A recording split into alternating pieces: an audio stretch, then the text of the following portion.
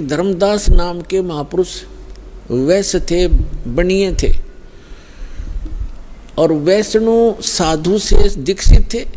विष्णु जी के पुजारी थे, विष्णु जी को इष्ट मानते थे, साथ में शंकर भगवान की भी पूजा करते थे। जैसे भी हमारे धर्म गुरुओं ने हमारे को जो ज्ञान दे रखा है, हम वैसे ही वो लगा हुआ था। और रूपदास नाम के एक वैष्णव संत से दीक्षित थे। अब उस रूपदास जी ने जैसा भी उस प्यारी आत्मा को गाइड किया, वो उसी तरह समर्पित था।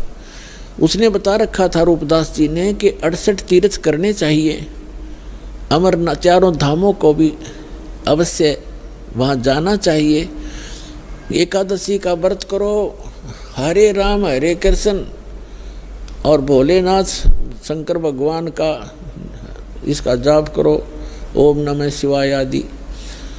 तो ये मंत्र जाप करता था। और तीर्थ भ्रमण के लिए वो चले वहाँ से।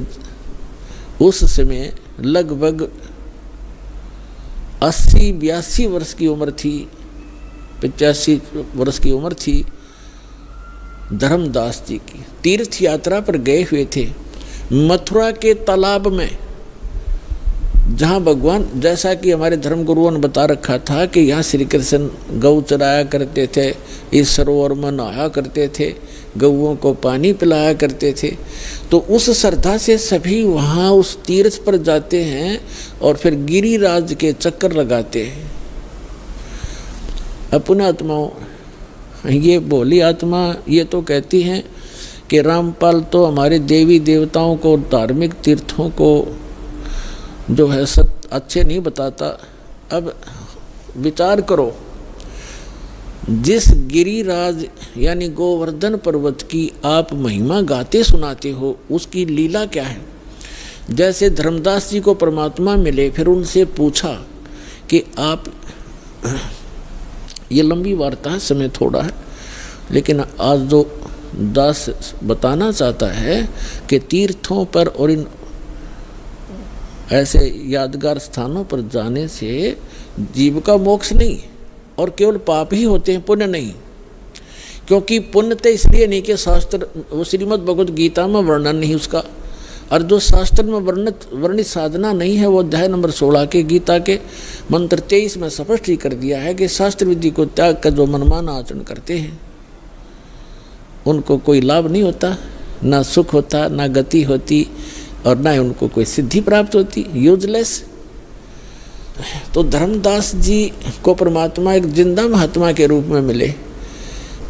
पहले तो तालाब में नहाए, फिर विष्णु जी की एक मूर्ति शालिग्राम था, उसको नहाया धोया, नए कपड़े पहनाए, पुराने कपड़े धो कर सुखा दिए भगवान के। फिर धूप दीप दे करके उसको जो ऐसे धूप धाप दे कर लग गया गीता का पाठ करने। परमात्मा निकट सी बैठ के 20-30 फुट की दूरी, 50 फुट की दूरी पे, और ध्यान से सुन रहे हैं, जैसे बहुत अच्छा लग रहा है। धर्मदास जी ने भी उस दिन एक अध्याय करा करता पाठ था, उस दिन 4-5 मोटे से 4-5 अध्याय सुना दिए। ये जान करके ये सामने बैठा एक मुसलमान हमारे धार्मिक ग्रंथ ज्ञान से कितना प्रभावित है। जब सारा कुछ सुना लिया, जब भगवान निकट आकर बैठ गए और कहा, हे महात्मा जी, मैं भटकी हुई आत्मा हूँ। देखो पुण्यात्माओं, हमारे पिता ने हमारे तक पहुँचने के लिए कितना कैसे छल-छीतर करने पड़ते हैं, क्योंकि काल ने हमारी इतनी बुद्धि खराब कर दी इस गलत ज्ञान से, और यह झूठे सुख में इतने रंग दिए। ब्रह्मा विष्णु महेश को इष्ट मानकर हमारी पूजा में, इनकी पूजा में दृढ़ कर दिए। तो अपने आप को एक दास कहते हैं, अज्ञानी कहते हैं, और उस जीवात्मा को विद्वान कहते हैं, महापुरुष कहते हैं और महाराज कहते हैं, क्योंकि वो वैष्णव परंपरा से दीक्षित हो गया था और चौथे आश्रम में चल रहा था, संन्यास ले चुका था लगभग, यानी संन्यास का मतलब भगवान की भक्ति में ही ज़्यादा रहता था। तो उसको कहते हैं भगवान के, हे महाराज जी, मुझे कुछ ज्ञान सुना, आपका बहुत अच्छा ज्ञान लग रहा था मुझे, लेकिन मैं समझ नहीं पा रहा था। तो फिर लगा धर्मदास जी ने बताया कि 68 तीर्थ करने चाहिए, राम कृष्ण का जाप करना चाहिए, ओम नमः शिवाय का जाप, यानी भगवान शिव की भक्ति करनी चाहिए। तो भगवान ने कहा कि मुझे आप अपना दीक्षा दे दो, मुझे मैं कुछ भक्ति कर लूँ। तो धर्मदास जी ने कहा कि मैं दीक्षा देने का अधिकारी नहीं हूँ और ऐसे कोई दीक्षा देने से कोई लाभ नहीं होता। मैं आपको अपने गुरुजी रूपदास जी से मिला दूंगा, आप उनसे दीक्षा ले लेना। और बगैर किसी आज्ञा से, अधिकारी से, ना दीक्षा लेने वाले को लाभ, देने वाले को पाप गणा। मैं नहीं कर सकता ऐसी गलती। तो तब तक परमात्मा ने कहा कि मेरी कुछ शंकाओं का समाधान कर दो ताकि मैं आपके गुरुजी के पास जाकर दीक्षित हो सकूं। ये क्या बताने लगा धर्मदास कि हम कोई जीव हिंसा नहीं करते, हम कोई जीव हिंसा नहीं करते, हम तो वैष्णव साधु हैं, हम मांस वास नहीं खाते। तो परमात्मा ने कहा कि देखो आप यहाँ क्या क्रिया की आपने कि गिरिराज का एक पूरा चक्कर लगाया मैंने, इस गोवर्धन का चक्कर लगाया है और आज यहाँ रुका हूँ। और इस भगवान के ये धाम है, ये तीर्थ है मथुरा का, इसमें स्नान किया है। इसमें स्नान करने से बड़ा पुण्य होता है, बड़े इसमें लाभ होता है, मोक्ष होता है। और गिरिराज का जो चक्कर लगाने से जीव का कल्याण होता है। परमात्मा बोले कि आप गीता को सत्य मानते हैं? हाँ जी मानता हूँ। आप नाम क्या जपते हो? हरे राम हरे कृष्ण कृष्ण कृष्ण हरे हरे, राधे राधे श्याम मिला दे। क्या ये मंत्र गीता जी में है? कि नहीं, जो गुरु मंत्र दे दे उसी से लाभ होगा। गीता अध्याय नंबर 16 के श्लोक नंबर 23 में लिखा है कि शास्त्र विधि को त्याग कर, आप ही पढ़ रहे थे अभी, भगवान ने कहा जो मनमाना आचरण करते, अपनी मनमुखी जो मंत्र जाप करते हैं वो यूजलेस है, ना उनको सुख होता है, ना कोई गति होती है, ना उनको कोई सिद्धि प्राप्त होती। आप तो गीता को पढ़ते हो, करते हो इसके विपरीत हो, आप विधान तोड़ रहे हो। और गीता का ज्ञान किसने बोला? महात्मा परमात्मा ने कहा कि श्री कृष्ण जी ने बोला। अच्छा, श्री कृष्ण श्री कृष्ण कौन है? कि विष्णु जी। विष्णु जी की मृत्यु होती है कि नहीं? वो तो अजरो अमर है, वो परमात्मा सर्वशक्तिमान। अच्छा, गीता जी का ज्ञान दिया, श्री विष्णु कहो चाहे श्री कृष्ण कहो, आपके शब्दों में। हाँ जी, हाँ जी। तो गीता अध्याय नंबर 4 के श्लोक नंबर 5 और 9 में आप ही पढ़ रहे थे। ये खुद कहता गीता ज्ञानदाता कि मेरे और तेरे अर्जुन बहुत जन्म हो चुके, तू नहीं जानता, मैं जानता हूँ। दूसरे अध्याय के 12वें श्लोक में आपने पढ़ा, यानी परमात्मा ने ये संकेत में बताया कि अभी आप पढ़ रहे थे, वो खुद कह रहा है कि मेरी जन्म मृत्यु होती है। ये 10 श्लोक बता रहा है आपको। और 10वें अध्याय के दूसरे श्लोक में कहा कि मेरी उत्पत्ति को ना ये देवता जानते। सतब हो गया, एकदम जैसे सुन हो जाकर। और आप कहते हो ये अजरोमर है। और ये खुद कहता 18वें अध्याय के 62वें श्लोक में कि यदि तूने पूर्ण मोक्ष चाहिए तो उस परमेश्वर की शरण में जा, उसकी कृपा से तो परम शांति को, सनातन परम धाम को प्राप्त होगा। वो परमात्मा कौन है उसके बारे में बताओ मुझे, तब मैं दीक्षा लूँ तुम्हारे से। तो नाराज हो गया भगवान, नाराज हो गया कौन? धर्मदास। के तो आप तो हमारे देवी देवताओं को हे बताते हो, आप तो मुसलमान हो इसलिए। परमात्मा बोले मैं नहीं बताता, आप ये बताइए मुझे कि ये गिरिराज की आपने परिक्रमा की, ये कथा सुना दे मुझे। धर्मदास जी ने सुनाया ने, एक बार ना यहाँ देवी देवताओं की पूजा हुआ करती थी और भगवान कृष्ण ने ये कहा कि इन देवी देवताओं की पूजा बंद करो, इंद्र की पूजा भी बंद कर दो, केवल एक परमात्मा की भक्ति करो।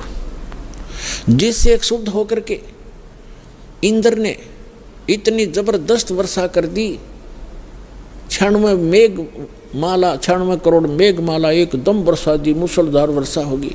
तो भगवान शिव ने, कृष्ण ने इस गिरिराज को उठा लिया था हाथ पे और सारे ब्रज की रक्षा कर ली, सारा इंद्र बरस लिया, सारा वर्षा हो ली, कोई खूब मुसलधार, लेकिन एक बूंद भी नीचे नहीं आने दी। इस गोवर्धन के ऊपर ही सोख दी भगवान ने।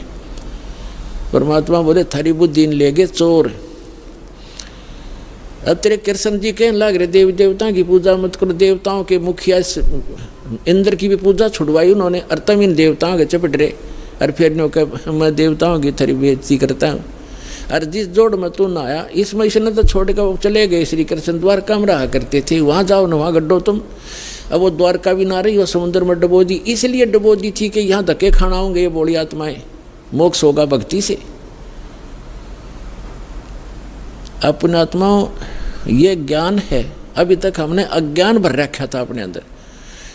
ये काफ़ी लंबी कथा, लेकिन शॉर्ट में जो दास बताना चाहता वो इतना ही है।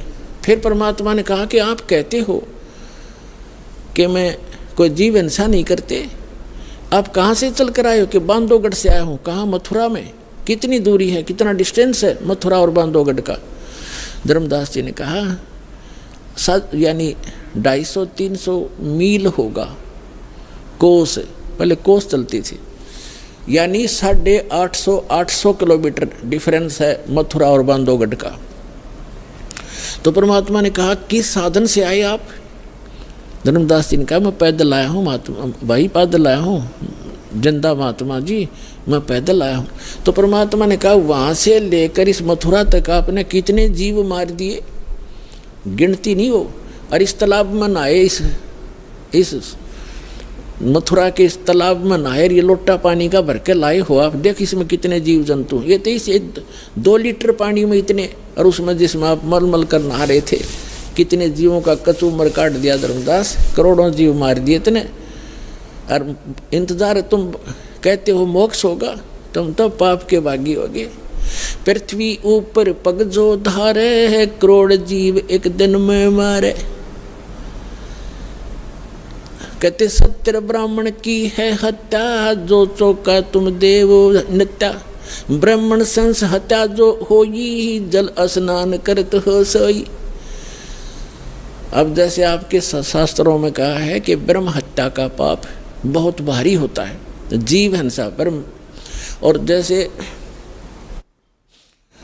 जीव हिंसा ब्रह्म का होता है, वैसे भक्त को मारा जाए और जीव हिंसा होती है। तो कहते एक जो तुम ये खाना बनाने से पहले मिट्टी और गोबर से वो स्थान लीपा जाता था, और कहते हैं आपने जो ये चौका लीपा है जहाँ रोटी बनानी थी, इतने पोर्शन में 1000 करोड़ जीव मार दिए। कहते हैं कि पृथ्वी ऊपर पग जो धारे, करोड़ जीव एक दिन में मारे। जैसे आप सारा दिन घूमते फिरते हो, एक दिन में आप करोड़ों जीवों को नाश मार डालते हो। और कहते 70 ब्राह्मण की है हत्या, जो चौका तुम देवो नित्या। जो नित्य तुम लिपा पोती करते हो, इसमें 70 ब्राह्मण जैसी जीव हिंसा हो जाती है। और ब्राह्मण सेंस हत्या जो होई, जल स्नान करते हो सोई। इस तालाब में नहाते हो ना, इसमें इतने जीव मर जाते हैं, 1000 ब्रह्म हत्या का पाप तुम्हें लगता है। हरी भांति पृथ्वी के रंगा, अंत कोट जीव उड़े पतंगा। खान पान में दमन प्राणी, कैसे पाओ मोक्ष निशानी। तुम खाते हो पीते हो, इसमें भी जीव मरते हैं। आटा गूंदते हो, इसमें भी मरते हो। पोछा लगाते हो, इसमें भी मरते हैं। और तुम कहता है हम जीव हिंसा नहीं करते। अपने आत्माओं के कहने का भाव ये है दास का कि उस तीर्थ पर जाने और आने में आपने जो पाप जीव मारे वो तो आपके बैड अकाउंट में, और पुण्य एक भी को नहीं, क्योंकि वो सदग्रंथों के विपरीत साधना है। शास्त्र विधि को त्याग कर वो मनमाना आचरण है। तो यहाँ आपके मन में ये शंका आवेगी। अच्छा, एक तो ये कंसेप्ट आज का जो सत्संग है, ये कंसेप्ट चल रहा है कि तीर्थ क्या है, ये अमरधाम वैष्णो देवी आदि कैसे बने, ये क्लियर हो गया। एक दूसरा ये था कि भगवान के दर्शन से नहीं मंत्र से मोक्ष होगा। जैसे भगवान, जैसे आप श्री कृष्ण जी, श्री विष्णु जी और श्री भगवान शंकर जी को भगवान मानते हो, जैसे पार्वती से ज़्यादा दर्शन शिव के कोई नहीं कर सकता। वह तो उसकी धर्मपत्नी थी, अर्धांगिनी थी, सबसे ज़्यादा दर्शन वो एक करया करती, लेकिन मोक्ष नहीं था। उस मंत्र से मोक्ष हुआ। भगवान खुद वो परम अक्षर ब्रह्म 120 वर्ष तक भारतवर्ष की पृथ्वी पर काशी के अंदर रह कर चले गए, और करोड़ों व्यक्तियों ने दर्शन करे, लाखों ने। मोक्ष नहीं हुआ क्योंकि उनको वो मंत्र प्राप्त नहीं हुआ, उस योग्य वो हुए नहीं कि जिससे वो मंत्र प्राप्त कर लेते, जिससे मोक्ष होना था। तो वो मंत्र और वो समय अब आ गया पुण्यात्माओं। अब ये वो कलयुग का धन है आपके माता पिता जिनसे आपका जन्म हुआ, ऐसे समय में जो परमात्मा ने पूर्व निर्धारित किया हुआ था। अब वो समय आ गया है, वो कंप्लीट कोर्स आपको प्राप्त होगा और इस मंत्र से मोक्ष होगा जो आज दास के पास उपलब्ध है। इसको प्राप्त करो और अपना कल्याण करो।